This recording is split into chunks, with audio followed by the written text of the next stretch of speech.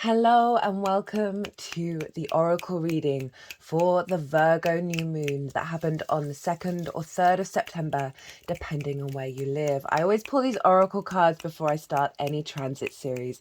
They've been on the deck for the whole transit, and I like to do this reading after the collective reading, after the all 12 signs, sort of bring everything together. And obviously we've had the new moon, so bringing in the energy of what's shown up around the new moon to see how we can elevate and expand on the intention of the moon itself. And it was very loud and very proud. For those of you who've been watching the last couple of transits, you'll know that recently I decided to get adopted two rescue cats. And it's within 3 days, one of them escaped into the outside world. And this was just before the Leo new moon. And on the day of the Virgo new moon, she returned to us. There's been a lot of, and I'm bringing this up just because there's been a lot of astrology at the moment that is causing separations, conflict, frustration, in order to crack us open to find a deeper resource within ourselves. For those of you who watch the Pluto in Capricorn transit series, Pluto, Neptune and Uranus are all retrograde, and they are all making harmonious aspects with one another.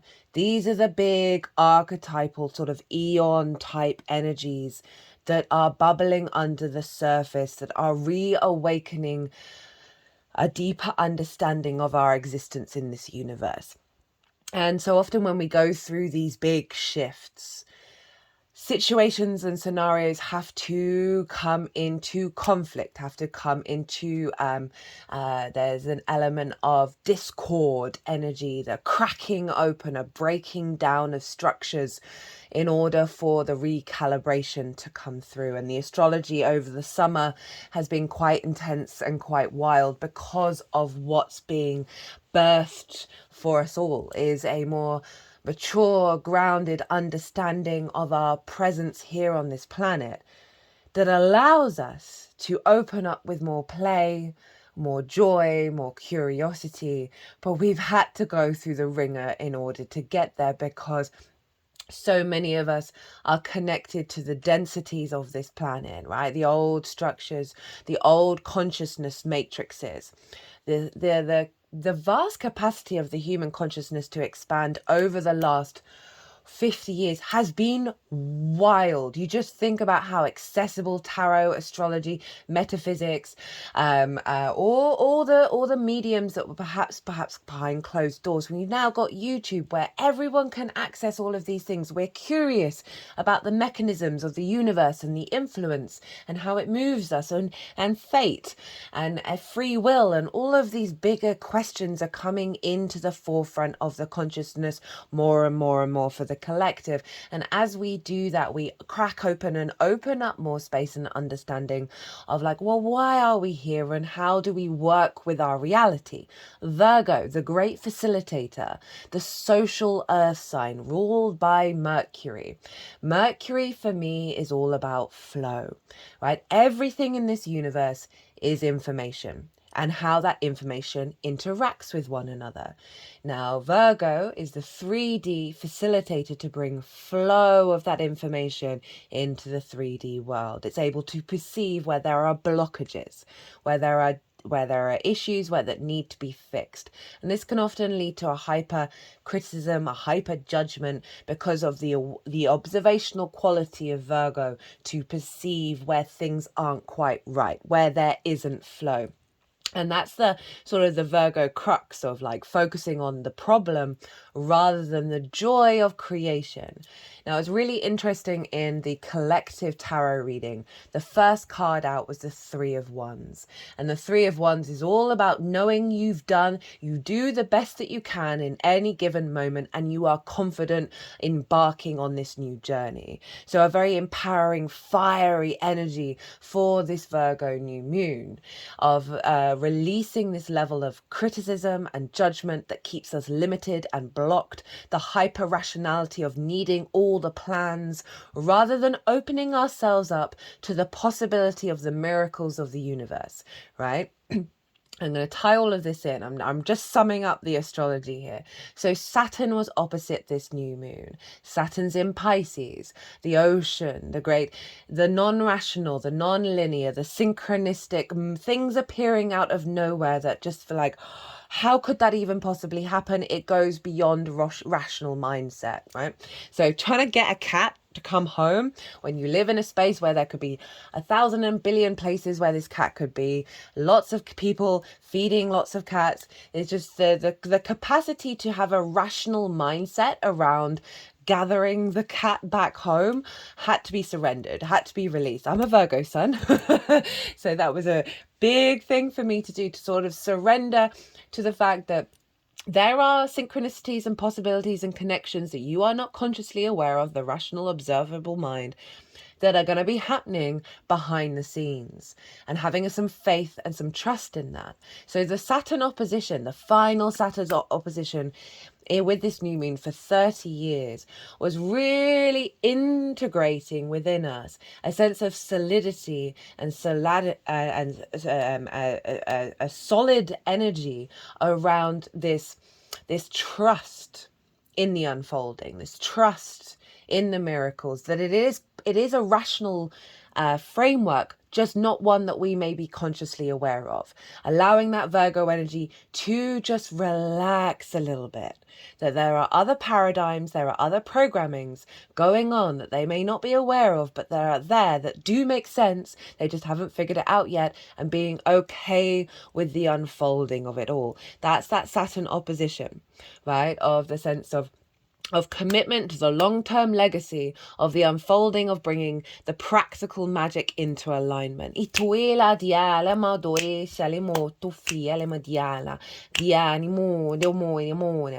that may be a restriction around our capacity to use the rational, that then expands outward into our ability to create more space to let the universe come in and play in very non-rational ways, non-conscious rational ways. Now, all that fire energy, all that sort of impulse, you may have noticed around that new moon, some wounds around the agency, right? Respecting the I am of other people's journeys, honoring each other's journeys. Mercury, the ruler of this moon, was trine Chiron in Aries. Chiron is the master teacher, the wounded healer. And this is where we learn great wisdom through difficulties. But that wisdom elevates not only our understanding of self, but also the energy that we give out to the collective. A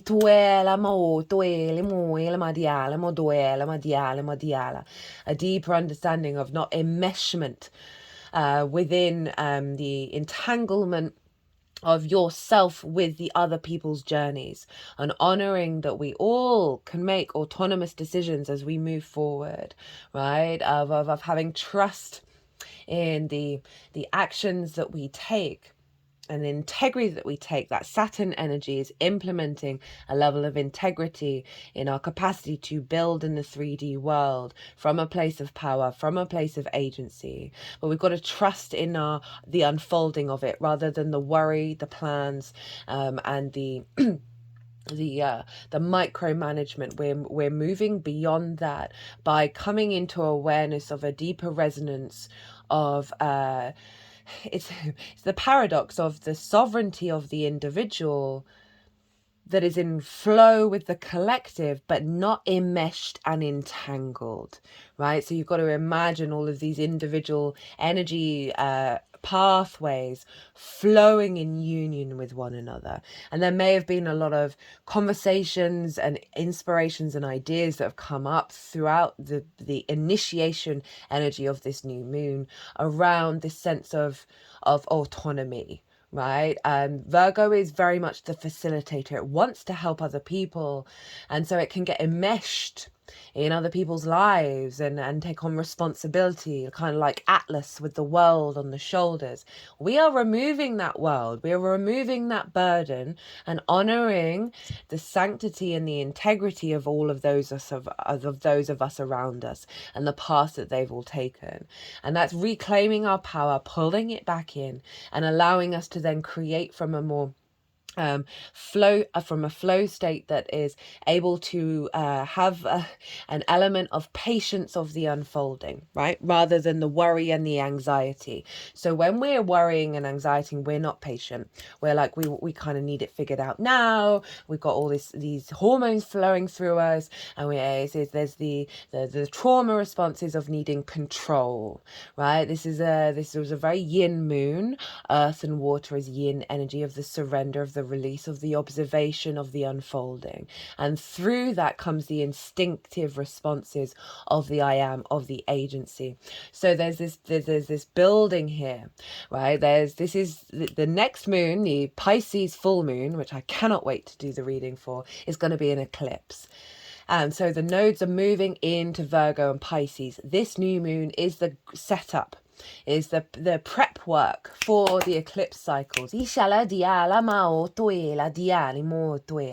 where we're learning to trust ourselves, trust those around us, and have patience and enjoy the unfolding, to find a way to perceive the world with a deeper sense of nourishment. This moon was trine Ceres, the asteroid, in Capricorn, longer term legacy earth energy. How do we find abundance and nutrients that serve our longer term practices? You may have noticed old situations come up around the new moon and you're behaving differently. You're no longer entangling yourself in things that are simply bullshit. And I say bullshit because of that Aries energy, right? There's been a clearing out of certain perceptions, processing around how we engage and communicate in regards to facilitating and interacting with the other Virgo, the social earth sign, of bringing flow, of activating that. We are releasing the entanglement and clearing the bullshit of things that genuinely do not matter, and getting to the root of things, the things that serve us in the long term. That's the Ceres asteroid trine. And then Venus was doing some badass stuff, conjunct the South Node, conjunct Juno, conjunct Black Moon Lilith. A real sense of our capacity to observe objectively, with empathy and compassion, the reality around us. Not based on the hairpin triggers, not based on the wounds, not based on the expectations of how other people should act, but sort of honoring, okay, well, they've chosen to behave in that way, or everyone's decided to do that decision, and not let it impact your agency and how you unfold. All the while, as I said, Pluto, Uranus and Neptune, they are all retrograde. We've got this big shift, and this is going to be really, really loud with the Pisces full moon, of how we perceive the reality and the power that we're now gaining to liberate our soul's journey on a collective level. We are going through a massive consciousness shift here. All right, 13 minutes of me talking astrology. So let's begin with the one. Right, so I'm going to go through these oracle cards. There'll be some channeling that comes through. I'll bring in some other, obviously, whatever comes to my mind, whatever comes up is always part of the channeling. And so we have the one. It's from Kim Krans, the Wild Unknown Archetypes deck. The one, non-duality, one love, unus mundus. Our ability to experience this archetype firsthand is limited. It comes in brief and potent moments that we are left to savor for a lifetime. The one is both the energy that unites all living beings and our capacity to sense this intimate union. This archetype eludes us most of our lives, appearing as a concept in a distant galaxy. Yet when we are in the midst of its power, a solemn reverence falls across all the land. We glimpse ourselves in the vastness of all consciousness, and are neither small nor large within that field. We are neither important nor unimportant. All duality fades away, and we are left with what is the precious knowing that life is a gift, and we are both the giver and receiver of this fortune. When light serves, loves, accepts, resonates, dialimo, elemo, dialimo, dialimo, toelama, dianimo, it's all within the one, as above, so below. And this was very much linked into the Mercury retrograde. Venus was conjunct Mercury at the time where it initiated its retrograde cycle. So the fact that Venus was having a powerhouse of energy of that south node, that retrograde was all about bringing in a healthier dynamic of giving and receiving, right? An elevation of that. And that's our elevation of giving and receiving with the universe, a more nourishing interaction that we're going to be having.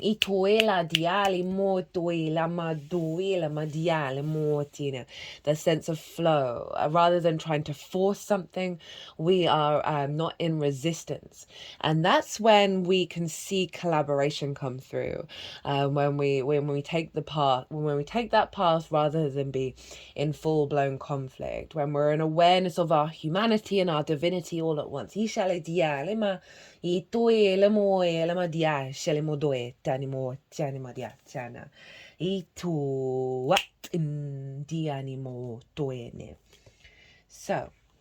the empty well, time to replenish.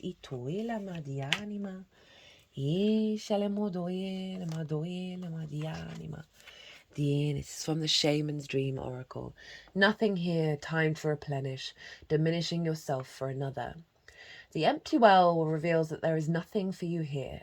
The well is dry and the desert is encroaching on your once fertile garden. It's time to face this harsh reality and move on. Give gratitude and thanks for the abundance you've experienced, and let Spirit guide you to your next destination. This might mean saying goodbye to someone or something, or insisting on changing the rules of the game. Yeah, as I said, this new moon is like the precursor to the next eclipse cycle. It's the clearing of the board. And activating a new capacity with everything that's going on with that Pluto transit. Go check that out. I'm going to be bringing that into the Pisces full moon video as well, because it's wild. The Uranus, Neptune, Pluto, all retrograde, making harmonious aspects with each other in yin signs, so earth and water. A recalibration of our understanding of how we navigate reality and how we work with it in the 3D on a very powerful level, right? So we are getting new tools. Well, I say new. Whenever I say new, it's always a recalibration to back to the true essence of self, to what's always been within you. That we signed up for this game, the levels that we've gone through in order to sort of strip ourselves back down and then activate our true powers. That this is Virgo's very good at observing what isn't working, right? And so this is a clearing of the deck without judgment, without criticism, being aware that those tools served us in that paradigm. We are now bringing in new tools.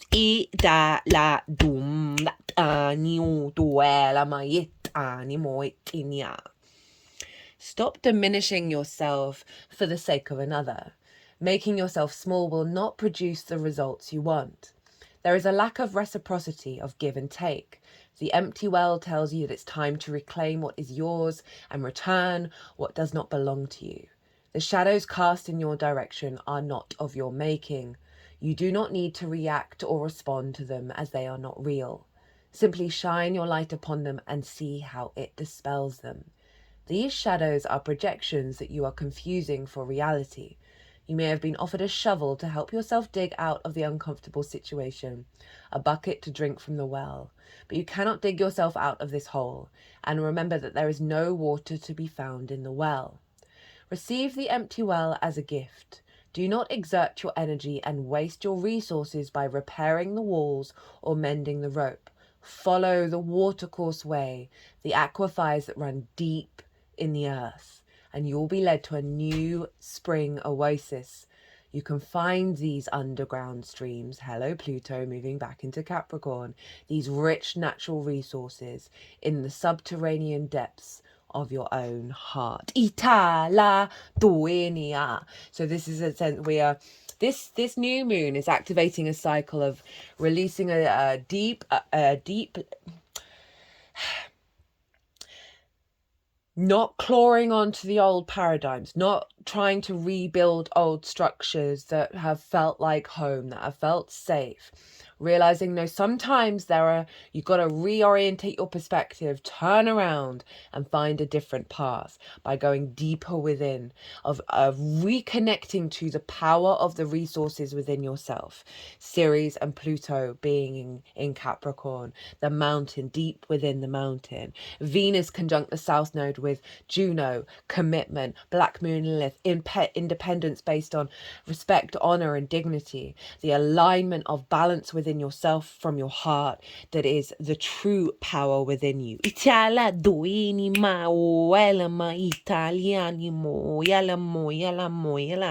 Mercury was also square Uranus, lots of sudden shifts and changes in our perspectives that lead us to liberating this new energy. Now I pulled an extra card from the deck that I was using in the All 12 Sign series, which is What We've Forgotten by Amy Miranda. And I did that because Saturn is retrograde, and Saturn's about cause and effect, karma, the awareness of your consequences of your actions. But it's retrograde, so it's going back over old territory and digging things up from that we may have missed out on. Of focusing, of saying, hey, you may have forgotten this. This is important. So I was bringing that through in the All 12 Sign series. By the way, that covers 6 months. So if you're watching this after the event, those things are still live.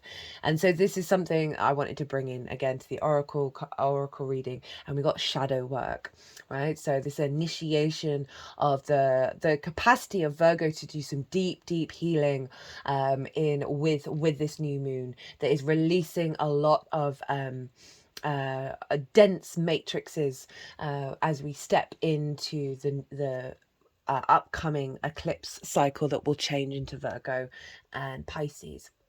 Shadow dance, charting the pain, identifying holy wisdom. Shadow work is part of being alive on the planet. Energy is like electricity or a battery. Plus, minus, positive, negative. Energy is duality by default. Working with only shadow doesn't make much sense. Intentionally inviting more imbalance against natural law. Shadow work is integration. It is alchemy. We want to work through and illuminate the shadowy territory so we can operate in balance. Sometimes our energy needs an intervention to move ahead. I was hiding out behind the trauma shed for a long time. You know the trauma shed. It's that place in the back of our mind where we sit with all the awful memories and thoughts. And I wasn't just visiting, I moved in. But when I finally came out of the darkest moments of my life, I found the most amazing gifts. We can't avoid our shadows. We have to acknowledge them. We have to bring out all the dark and heavy stuff and put it on the table in order to move past it. We have to learn how to dance. By working with our own system and doing our own shadow work, we are adding energy to the rebalancing of the whole system. Who would want only to subtract for the rest of their lives? Not me. Adding light is clarity. Even in nature, sunlight always clears the fog. Try reframing some of your own moments of darkness as moments of shadow. How did the illumination happen? I think I just have a spider on my face. I do. There's 3 little spiders on my ring light. I've got a ring light just here.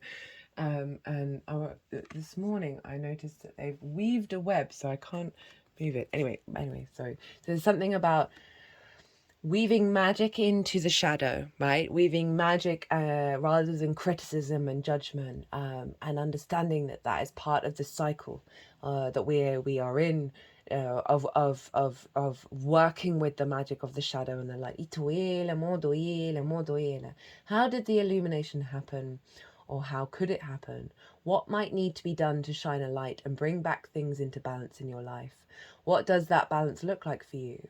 How can you begin to see shadow work as a dance versus a wrestling match? So rather than fighting it, how do we be in flow with it?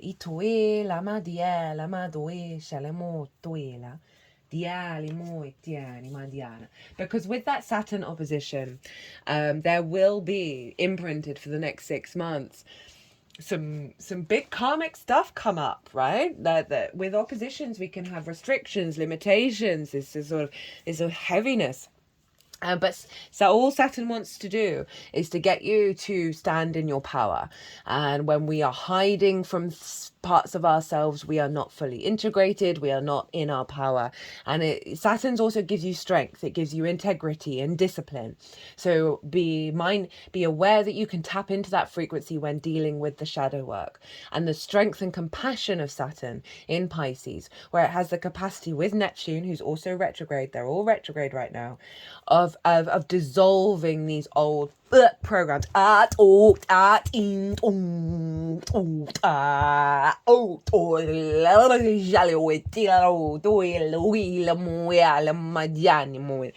a salt bath can be a really good thing to do either on a Saturday, which is Saturn's day, or the moon's day, any day really, but of activating the intention in the water, of connecting to the memory of the water of your body and the water, and clearing and dissolving the density frameworks that don't serve you anymore, right? That aren't part of your evolutionary process, right? Because sometimes they can still linger on, even though we've moved ahead.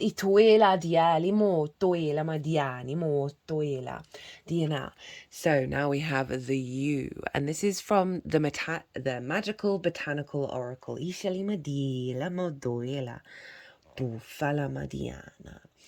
European yew tree and its relatives are powerful trees linked to the realm of the dead. Very old yews are often found in graveyards, and folklore suggests that within the mouth of every corpse in the ground is the root of the yew, connecting them, making the yew the speaking tree of the dead. While toxic in magic, the yew is used ritually in rites of necromancy to commune with the spirits of the dead and other underworld creatures.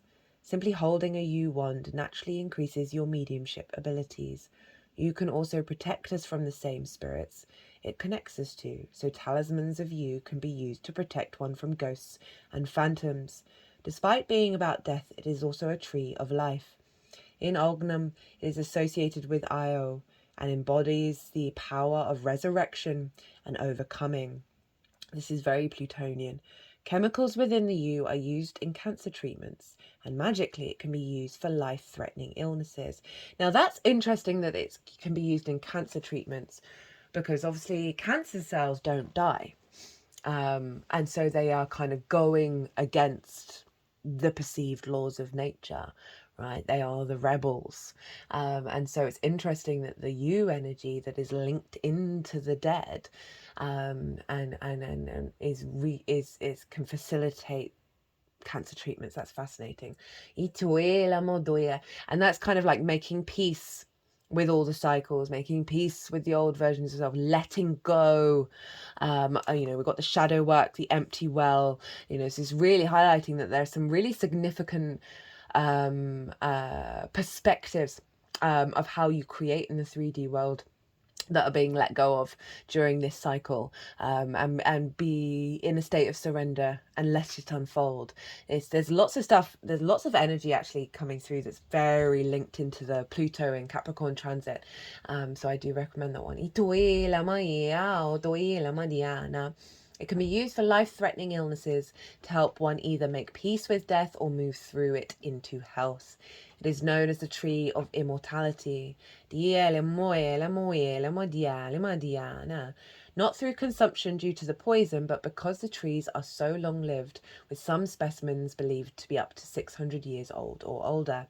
Any tree reaching the age of 100 years or more is considered to be a master teacher amid the green world.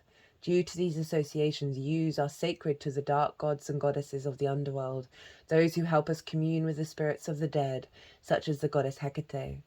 Theobald of Satyrs claimed her torches were made from yew. Let her lead them with torches of flaming yew.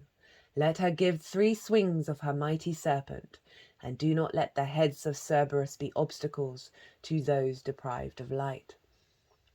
Due to the toxic nature of yew, polished pieces of wood as magical instruments are favoured, and despite Hecate's torches, it shouldn't be burned in incense or magical fires. Well, that's good to know. The yew spirit is one of regeneration and strength, connecting us to deep, ancient wisdom. Yews can split under their own weight, but not get infected in the fractures like other trees, allowing them to live past many other trees. The tree can regenerate and create new shoots where it is cut, even in its old age, becoming reborn once again. They encourage us to shed our burdens, regenerate from our foundations, and tap into the ancient wisdom all around us to find our purpose.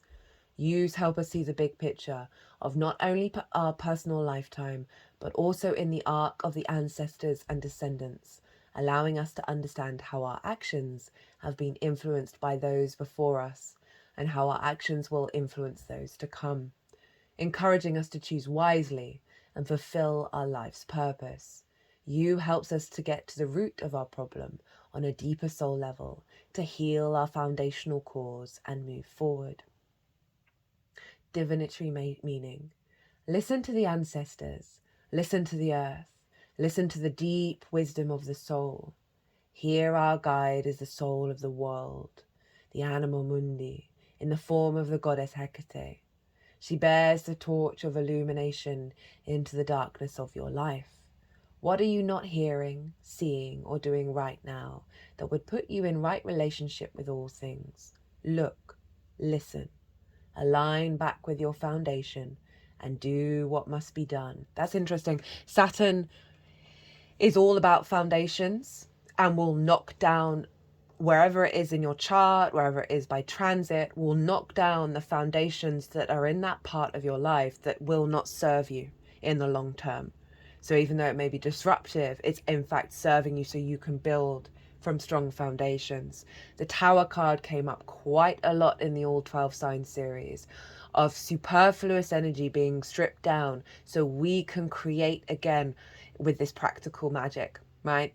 And really know it and trust in it and have faith in our alignment.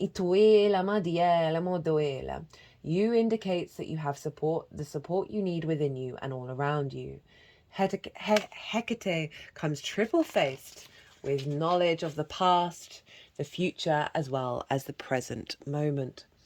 Flanked by her hounds, she bears the serpent of change, carrying the key of the mysteries, her blade cutting that which does not serve.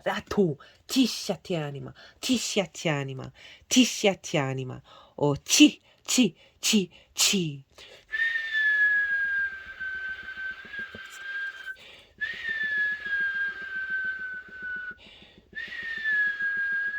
Yeah, Mars was making a really nice in conjunct with Pluto and a square with Neptune, and this is really Mars often symbolizes where cutting happens, and you think of Gemini, the twins, the polarity, the many possibilities of like of cutting away the chaff that's connected to the ancestors in our earth energy and the distorted realities that we perceive. Clean away. Cha ta ta ta ta ta. Cha ta ta ta cha. Cha. They're just sort of cutting this along my body. Ah ta ta ta. Ah ta ta tini mo elama e dum dum. The affirmation is, I listen to the voices of the past to create the future. Oh, this reading, I am getting my life from this reading. Ooh, yeah. So now we have the crossing, the initiation. Ituila motuila. Atum, atui, shalimo, duela, madiela, ma. Itu fala madiene, mo itiminima. Oh, diela mo doyenama. Ijalimuyenama. The crossing, the rite of passage, initiation. You have come to stand on one side of a river. The opposite bank leads into the darkness of the eternal cave, where the old dies and is born again. This is a place where time is forgotten, and the seasons cease their dance and stand still, as if in temporary repose. You must cross the river now, honouring and respecting this transition, for it's time to say goodbye to your old ways of navigating your world. That's just summing up everything that's just come up here. Don't be afraid. You've come to the edge of the river because you're ready. You're ready to let go of what doesn't serve you and all the ways in which you've kept yourself from truly living. Intimacy requires vulnerability and truth. That ties in with the whole theme of the Mercury retrograde, with everything that's going on with Venus and Mercury, and this is a Mercury-ruled moon. Can you strip away the masks and the barriers of false strength to discover what you're really made of? Interesting, it said strength, Leo, where Mercury is the strength card. Step into the boat waiting for you. Let it carry you into the cave, where the shadows are waiting to be illuminated so you can be born again, into the world without denial or artifice. Making the crossing is a beautiful, powerful act of the highest love.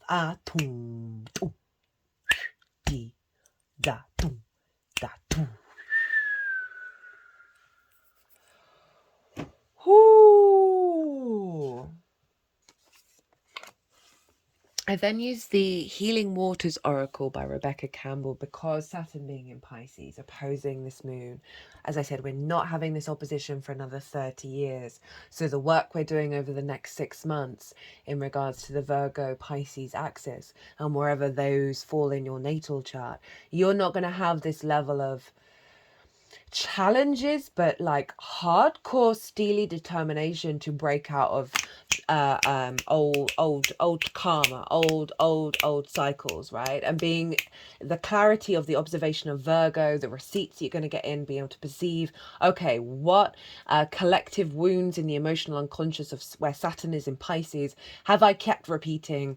What am I now breaking, right? There's a lot of pulling down of structures here. And I think just being open to that energy is the initiation, is the crossing of realizing, okay, there may be some stuff that's come up, but you're going to have the determination, the responsibility, the grit in you, as well as the surrender and the softness and the clarity of mind with Venus conjunct the South Node in Libra, Lady Justice, to be able to observe with empathy, love and compassion, Mercury in Leo, from the heart, the wounds of the I am, to just be able to navigate this in ways that you haven't been able to do before.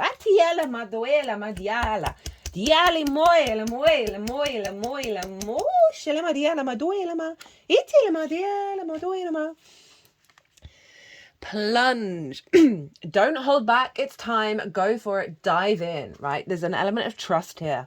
Like, I really like, okay, I'm going to hold the line and I'm going to leap and I'm going to have faith in the unfolding, right? And have patience in that unfolding. Kindness and love of self and those around you, and patience that there may be lessons that may be difficult, but trust and believe in the resonance that it's going to create, the strong foundations it's going to create within you, that's going to mean it's going to clear so much bullshit, right? It's going to facilitate you to be able to take on challenges, take on possibilities that are beyond your wildest comprehension.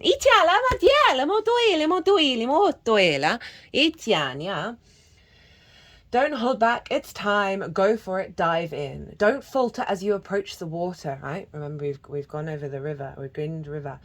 Dive right on in, head first. Don't resist. You've been working for this for so long. You're ready. Go for it. The answer is yes. This is a card of confirmation and clarity. It's an invitation to take the plunge and say yes. If you're someone who prefers to wait for permission or a timely invitation, you could consider this card's message just that. There are times for waiting, for restoring, and for repairing. This is not one of those times. It doesn't necessarily mean you feel completely prepared or fully confident. Think of that 3 of Wands. You're going to do the best that you can in any given situation that is thrown at you. While also holding space for that yin unfolding, right? We want to hold the yin and the yang at all times.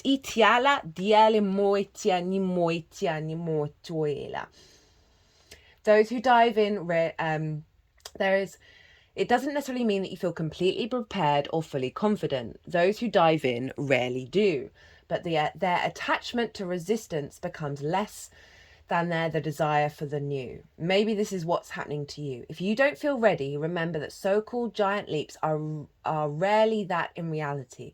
In most cases, they are 100, if not thousands, of baby steps taken day after day in the direction of a dream. Whatever it is that you most desire, the signs are pointing you in that direction.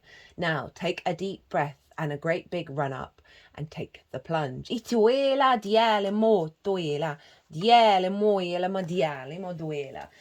again, this is sort of like going back to the Virgo needing all the plans, right?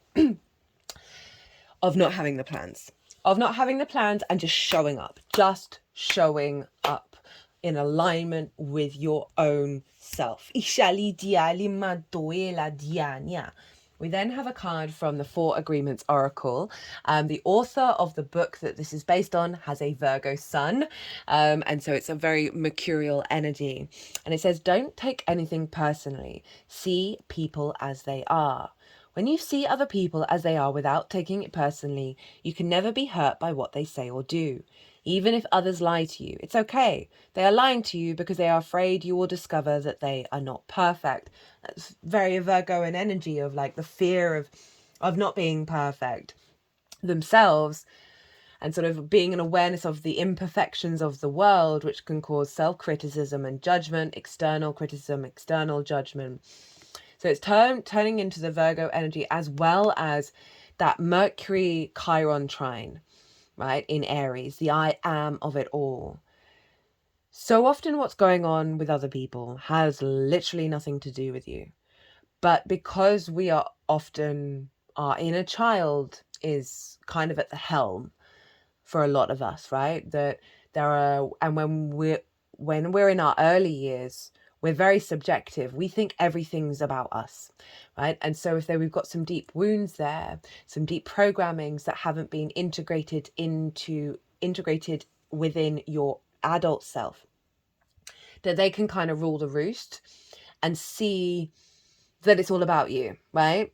The song, I'm so vain, you're so vain, you probably think this song is about you, just popped into my head. Like this sense, and I don't mean that with any judgment. It's just the amount of times I say to friends of mine who can be very socially anxious, that I'm like, I always say to them, nobody gives a shit about you in the best possible way. No one gives a fuck.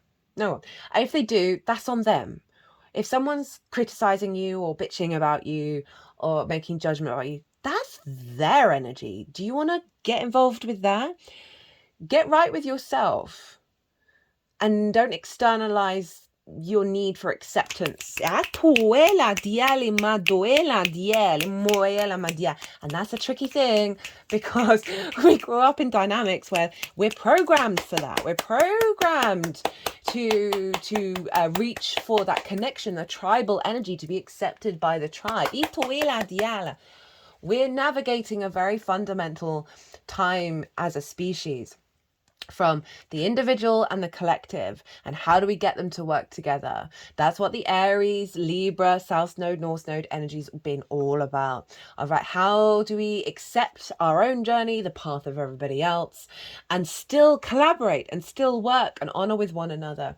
And it's a difficult process because we're working with a lot of old paradigms, a lot of control paradigms, a lot of trust issues, a lot of survival mechanisms, a lot of mollycoddling, mothering instincts, or stern father instincts. Like, all of these programs are very loud right now within us because we're figuring out, wait a minute, no, that doesn't actually seem to work in the best way. It has some resonance of creation, but we're trying to navigate into a new framework around how do we create and unfold and evolve without needing all the density in the same way. It's not about shaming it, but like, how do we transmute that energy into a framework where we are sovereign individuals that work together. And a lot of that means the disentanglement with the external world, right? The hyper observation of Virgo is constantly like nanu with eat at eat ought eat at eat, like clocking in everything around it in order, the miscommunications, the that's in the wrong place, or all of those things, you know, the ease in which it's able to sort of clear up mess and bring everything together can be exhausting, can lead to burnout, and can lead to a self-annihilation, as well as the annihilation of the outside world.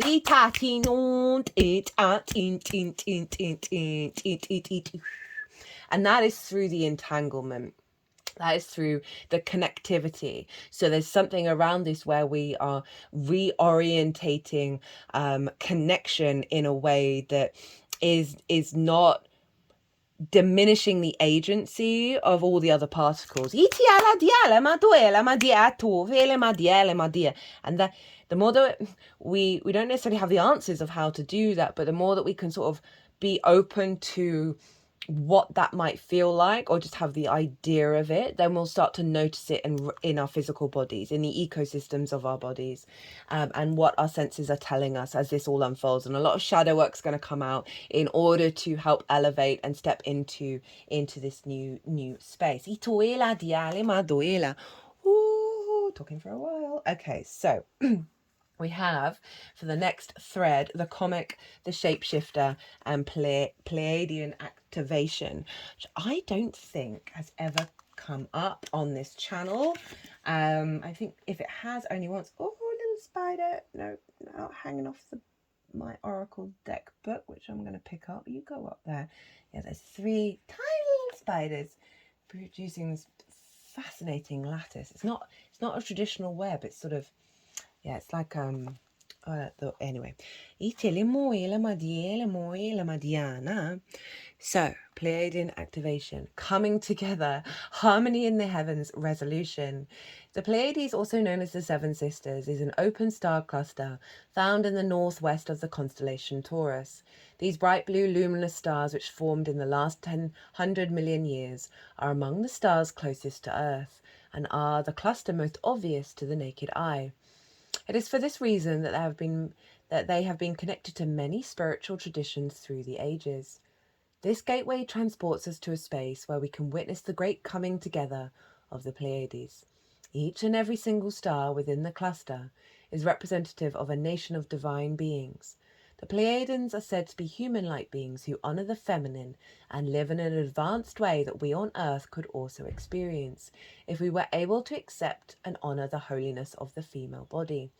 If we were able to travel to the Pleiadians in the third dimensional world, we would not find these beings, however, for they have transcended the physical state and operate on a higher vibration. Pleiadian energy is about coming together in peace and harmony. You are blessed to receive this gateway, for it's a powerful message of assurance that whatever uncomfortable energy you are experiencing right now will soon be washed away. The Pleiadians are beings who live in complete honor of their planet and their people. They acknowledge that in seeing and connecting with one another, they have an opportunity to see and experience the divine. They also know the consequences of disrespecting others, For it's for this reason that it's no longer possible for them. If you are being challenged by loved ones now, aim to shift the dynamics of this relationship through a loving approach. The lessons you are facing at this time is an opportunity to heal old wounds and operate from a higher state of being. So that very interesting was sort of tying in the fact that we are weaving a new web. Well, we are setting an intention to connect to a matrix that has always been there, but we are now stepping more into conscious awareness of. And it's interesting that it was the feminine energy as we're dealing with a yin moon with Saturn in a yin sign as well. So it is this sense of awareness of the unfolding, of the observation of it all, and the softness and the nurturing and the nourishment,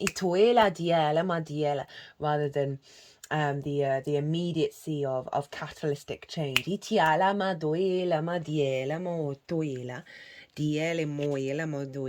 it's interesting that it's like a cluster of stars, right? So there's all these individual stars, they're still connected, and it's calling on a harmony of that, but while still honoring the fact that they are individuals, because that then shows that there is a cluster, that there is union by the separation. And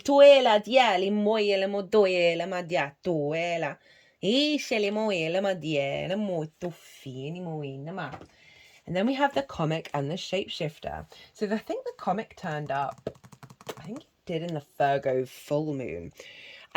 So regulars, you know, I talk about how a lot of my downtime absorption of information often is listening to comics podcasts. I think I've always been a big fan of comedy. I think it is a phenomenal energy of observation of wounds to bring through that the medicine of laughter. And laughter is one of the core, it's probably more powerful than a lot of other medicines that we take, but we just don't laugh in the way that we need to. And I do a lot of research whenever I'm watching people. I'm always getting their charts up, and the majority of comics are Geminis or Virgos, or have strong Gemini Virgo placements. Not all of them, but there's a lot of energy around the mercurial energy, right, of observing and information. And what does information do, right? And the Virgo energy is very healing, right? And so often comics have gone through difficult family situations. It's not all the time, but predominantly it is. And that's one of those questions of like, there's so much art has come through difficulty. How can we shift that energy? How can we be at peace with that, and awareness of that, and an awareness and peace of the different pathways in which we walk, even if they're difficult, and the honoring of each soul that have signed up for those journeys that we may have a grief around or a pain around, and why is that happening? We need to make peace with all of that, as well as still contemplate, okay, well, how can we behave and act in a way that facilitates a creative energy that doesn't necessarily need to have the crutch of trauma. It's not about not disrespecting that pathway, but being really open to shapeshift.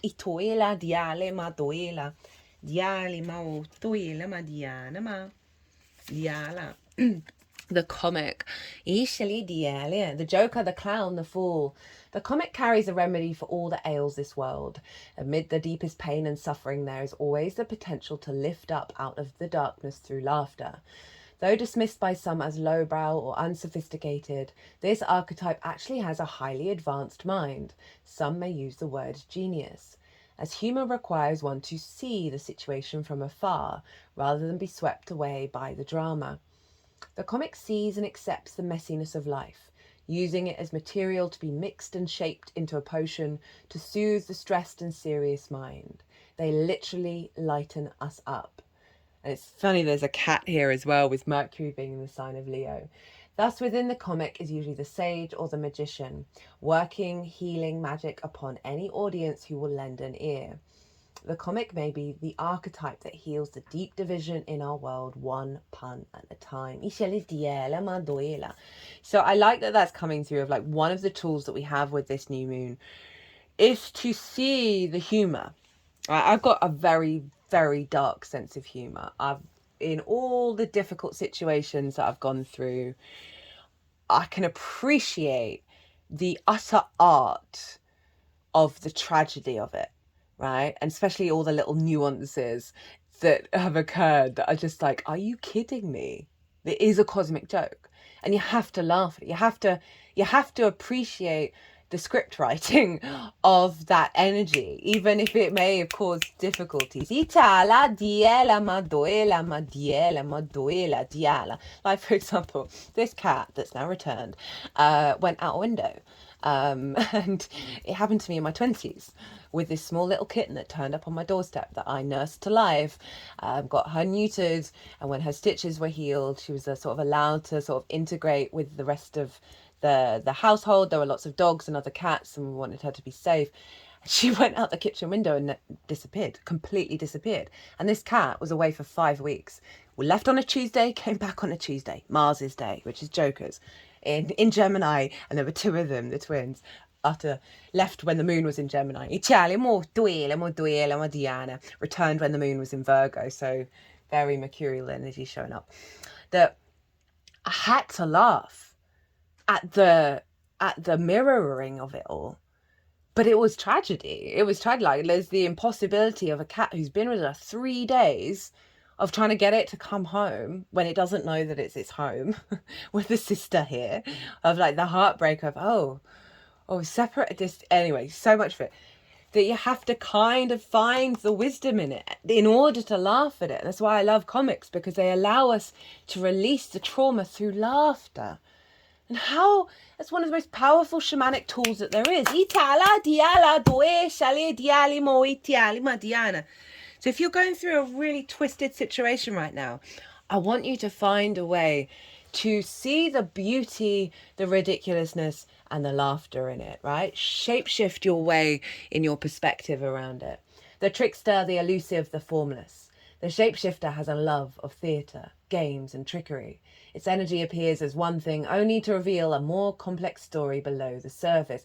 Now, that's why I think what's going on here, right? This new moon is clearing the decks, activating new tools for us to work with a deeper resonance of the fundamentals of the universe that are going to be more complex and yet archetypically simple at the same time.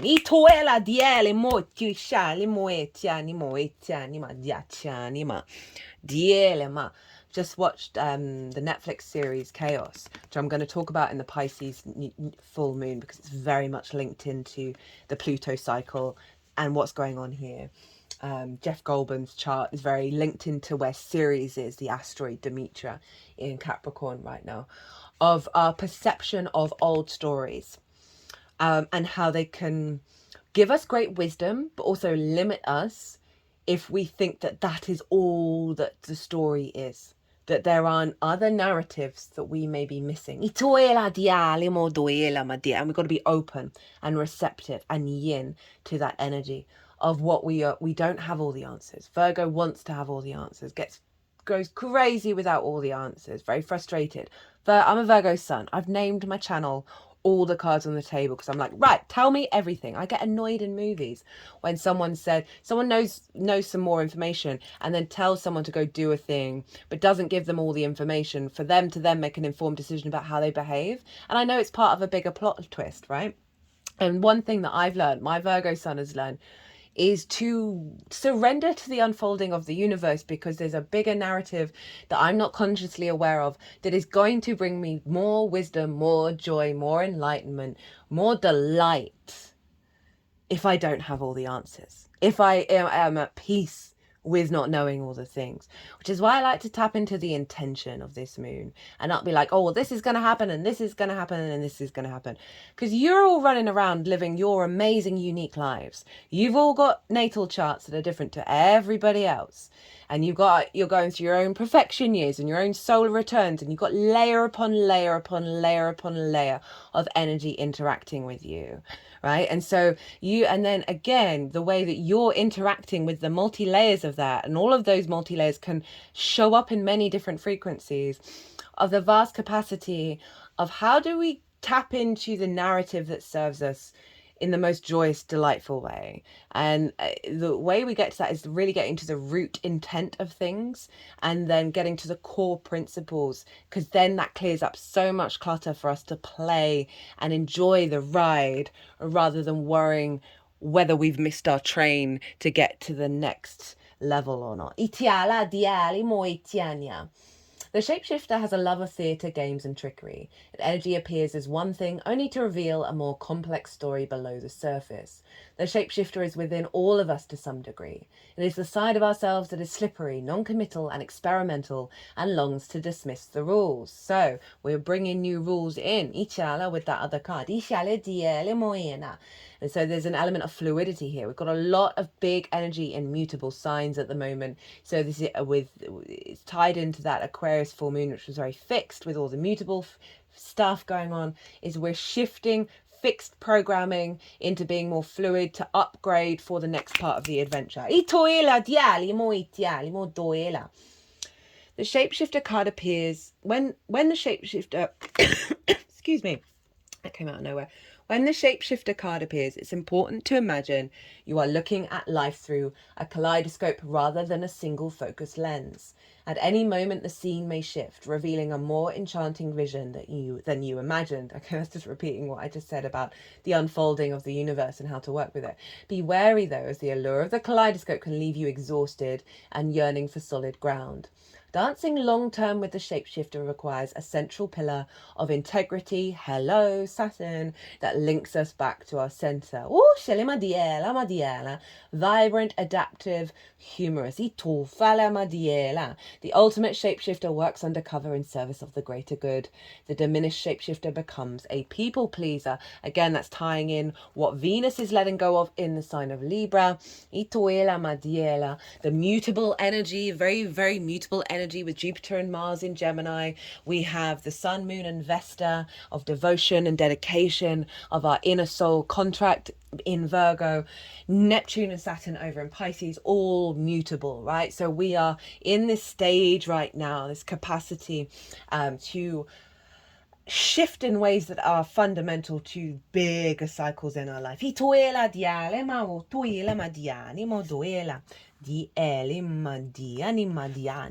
So don't take anything personally. Relinquish self-importance. Now this is big ego stuff of like the honoring of the I am of self, and also not taking it so damn seriously, like not, releasing this level of control and expectation and perfectionism and judgment.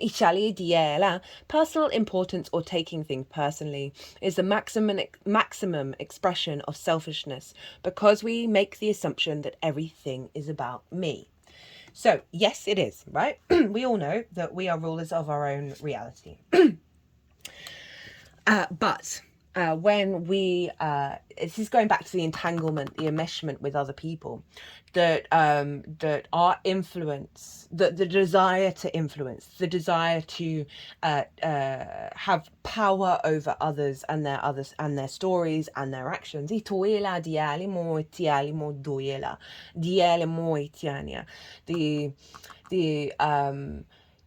going to extremes of the I am, which means you are no longer connected to your community and connected to collaboration, right? We want to make sure that we are in balance with that. So it's interesting that came up after the stuff about the Libra, Virgo, Venus energy of this fine line that we're figuring out. We're really mastering this energy. We're creating a very strong foundation around acknowledging the self and the dissolving of self and the many selves that are all around us, that we are both connected to and separate from, and the magic that we create when we just surrender and let go of control. And that's what self-importance is a control over how you are perceived and how you perceive yourself, in regards to how that stacks up against everybody else. Right, be in competition with yourself. If you're going to be in any kind of competition, and do it for fun.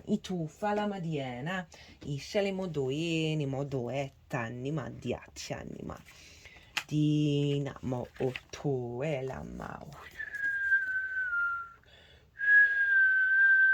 Like the Virgo energy can have a tendency of like, because it's very good at fixing things, that it can be like, it can have a level of self-importance in its and how it connects to other people, and that is just, it's creating a hierarchical system that creates a diminishing energy of agency. When we're always giving help, when we're always quick to help rather than letting people figure things out for themselves, or facilitating help in a way where you are working together rather than doing all the things for another person, is ways of navigating that. You know, with these two cats, it's a sense of, how do I facilitate their experience without and wanting to love and show them kindness and all of that, while also creating situations where they're learning to figure things out for themselves and help themselves, right? Learning to be autonomous rather than codependent. Breath. Inspiration, presence, life force. There is no more direct way to practice alchemy than to study Pneuma. We all have access to the mystical phenomenon known as the breath. It occurs at every moment, gracing us with the gift of existence upon the physical plane. If alchemy, as suggested in this book, is the merging of physical and mystical, then this card serves as our ever-reliant bridge. It is the magical within us. It is the magical within us, the expanding and generating life force that animates our life. This card may appear simple, but it is not. No matter how advanced you are in studying the breath, if you heed the message of this card, you will find it has more to teach. Bow to it at this very moment, and you will discover the work revitalizes itself. New spaces open. Huma is your lifelong alchemical ally, starting its love with every inhale and exhale.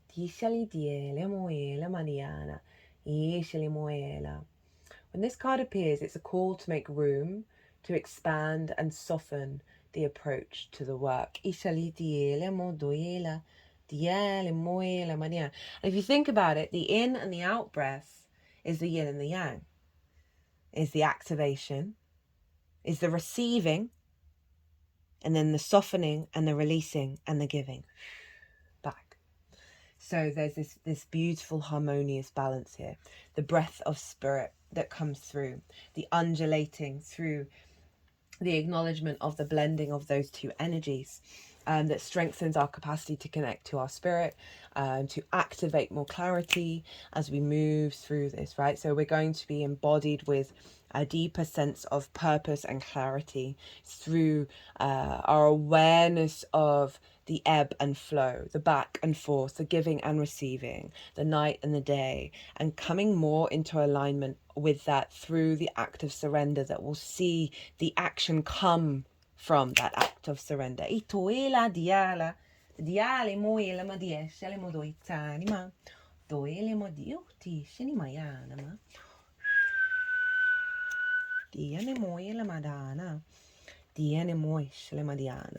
so this might be a really very helpful tool in while we're transitioning through shapeshifting and transitioning through timelines and landscapes and vibrational frequencies, is always go and tap back into the breath and reconnect in that way. Very, very powerful work of getting yourself present and realizing that there is always an exchange, right, of giving and receiving. There is always this sense of openness and restriction and closing in, and that neither are bad or good. They are just tools for us to work with. As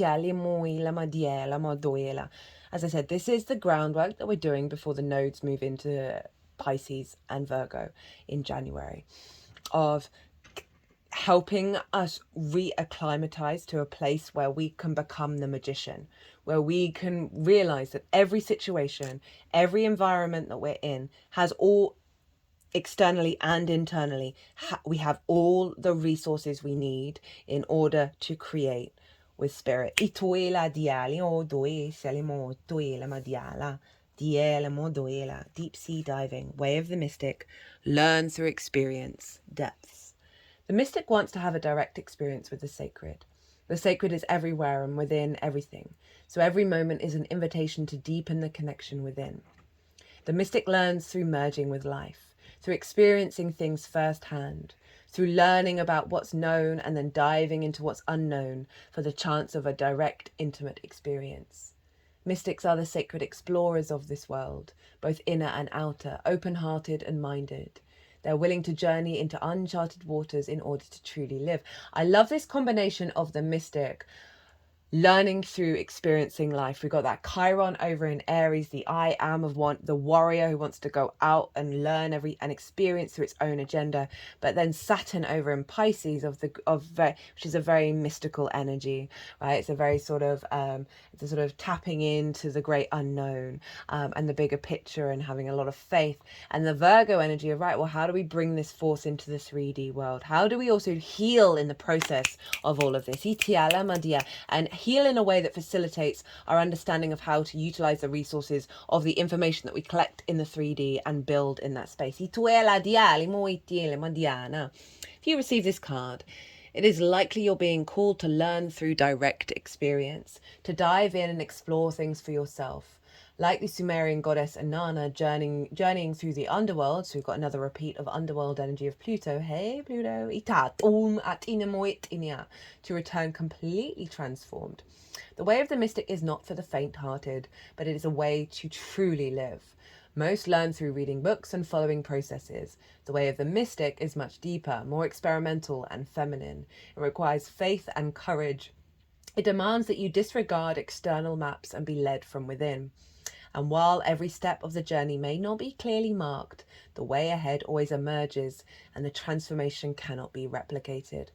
Perhaps you're in an uncharted place in your life or being called to embrace uncertainty. You're being called to the depths and you'll return transformed. I trust in my path and choose to see the sacred everywhere and within all things. I follow the intelligence that's within me.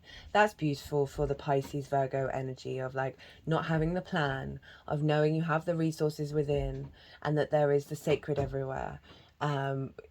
Just sort of reiterating what I was saying about the difficult situations, whatever's going on is a great resource of wisdom to reconnect back to source. And back to yourself. And then, funnily enough, we have the Mercury card and devotion. Now, I didn't quite mention fully at the beginning of this video that Vesta, the asteroid, is conjunct the sun and the moon at the time of that new moon. And she represents devotion, dedication, and an element of ritual to tending to your inner soul contract, the purity of your inner flame. And so we have this conjunct this moon of what's unfolding is getting us in alignment with this level of devotion to the 3D world from a mystical place, from our unique soul experience. Mercury, signals, messages, tricks. In the realm of Mercury, anything is possible. The energy is transfixing and seductive, just like the metal itself. Since this planet rules commerce and communication, it's likely that there are deals, contracts, and calls being exchanged that will spin you into a whirl of mercurial wonder. Don't rush big decisions or get caught in the mesmerizing energy. Rather, pay particular attention to the precise words that are being spoken and written. There may be a trick underway, maybe not. No one is sure yet. It is said that the energy of Mercury is found in the pinky finger and that its ally colour is green. Enjoy your time in this emerald hall of mirrors. Just don't sign your name on the dotted line until what is liquid becomes solid, until clear words are expressed by an honest tongue. Oh, I like that. So that's coming through of like, be in a fluid state of how you observe the information that you're downloading, until it becomes like a resonance of truth in your understanding of self. Let it have its process. Let it have its time. There's no need to have all the answers yet. but there's something around the clarity of the truth that resonates throughout your physical vessel. Virgo's linked into the gut, the digestive system, and obviously that's where a lot of our intuition comes from. And so there's an alignment here that the information that you're perceiving in the 3D world, the signals, the messages, the synchronicities, the conversations that you're having, the perceptions that you're having, just by stepping into a sense of meditation or an observation, maybe some breath work, whatever it is, that you're going to feel a resonance that is stronger when it's in alignment with the truth of your soul, right? So we don't want to be in conflict with anything. And then through being not in conflict with anything, we realize what's truly important for this current incarnation, for why you signed up in this way, to be in this vessel, to get the truth underneath it all.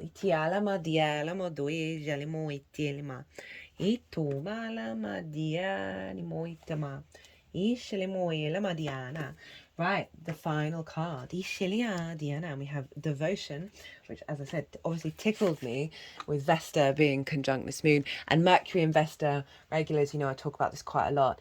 They traditionally, from the Greco-Roman period, represented the inner and the outer worlds. And in a lot of houses, they would have effigies to both of these gods and goddesses. They were very important.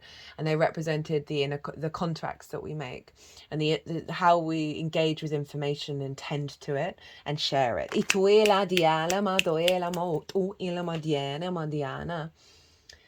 I am not of the earth. This is from Rumi's Gift Oracle deck, and Rumi was a Sufi mystic, and they got drunk, they span around, and they talked about God as if God was love and the beloved. They were rebel rousers. I am not of the earth, wind, fire, or water. I have become that which all swear by. For not a moment goes by that you cease to be in my heart. Amongst all flowers, I only breathe your fragrance. I am your prey, O ferocious lion, but rather than escape, I offer you my heart. Your light is hidden, but it has set this worldly garment on fire. I stand drinking the cool water you have given me and watch my world burn. I'm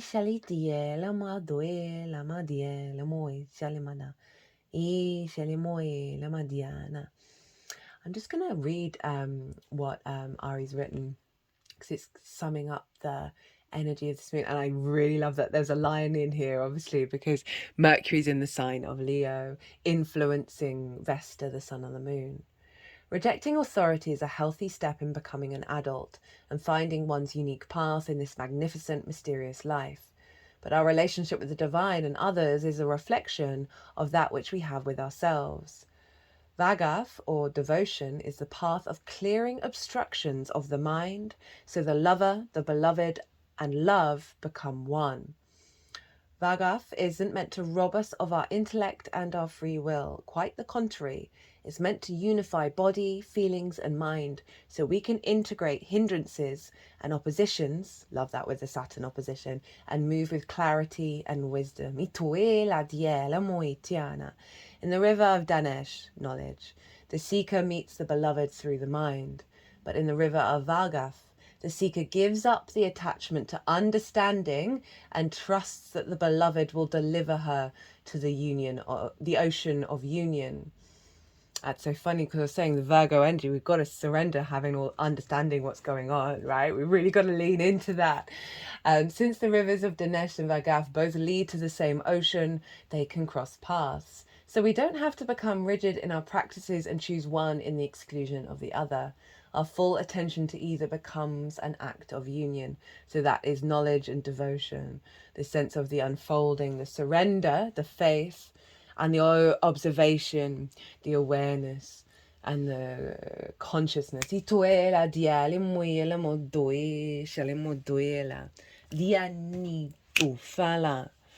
What a beautiful way of summing up this entire reading. I had a lot of fun here. I hope this resonated with you all. If it did, don't forget to hit that like button. If you want a personal reading, all my details are everywhere. Perhaps to deep dive on what's coming up for you in regards to this Virgo new moon. But other than that, be good to yourselves. Be good to those around you. Safe travels, and be well until we meet again.